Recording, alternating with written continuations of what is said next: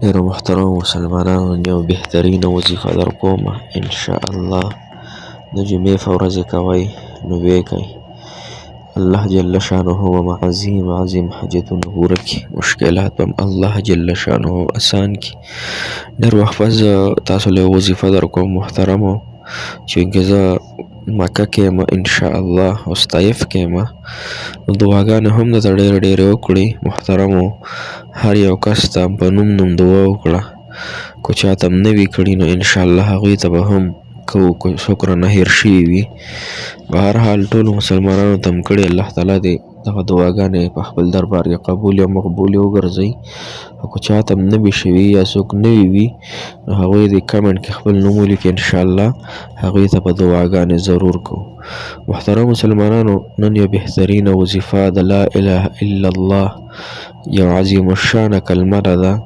دا هغه کلمه ده محترمو چې د دنیا تمام څیزونه دا د تلې په یو چابړي کې واچولی شي، او د لا اله الا الله اقرار دا د تلې په بل چابړي کې وي محترمو.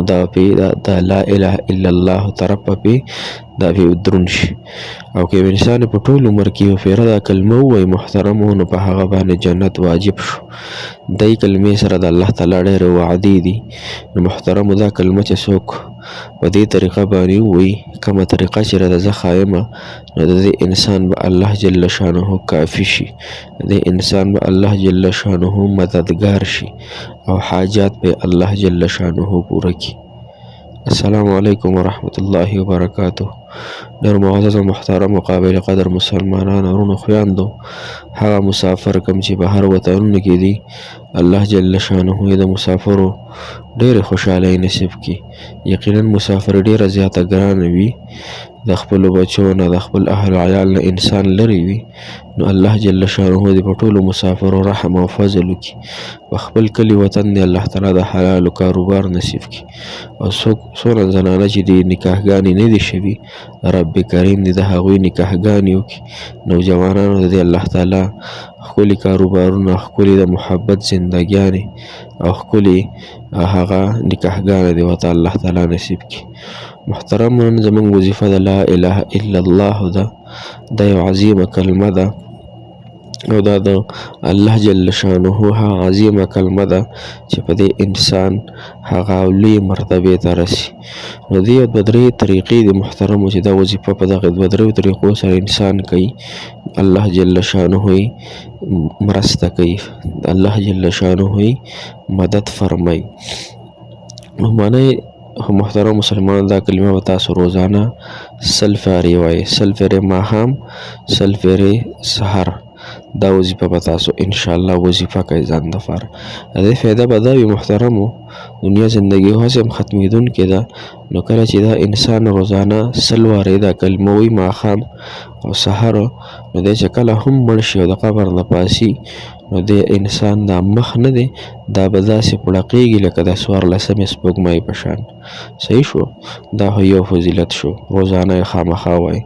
دویم دا څوک چې 80,000 پیرې د خپل ځان دپاره، د خپل مور پلار دپاره، د خپل وروڼو دپاره، د خپلو ماتحتو دپاره راونیسي، که څوک وفات شوي د هغوی دپاره راونیسي، که څوک ژوندي د هغوی دپاره راونیسي، هر څوک چې وي او هغه ورته اور وبخي.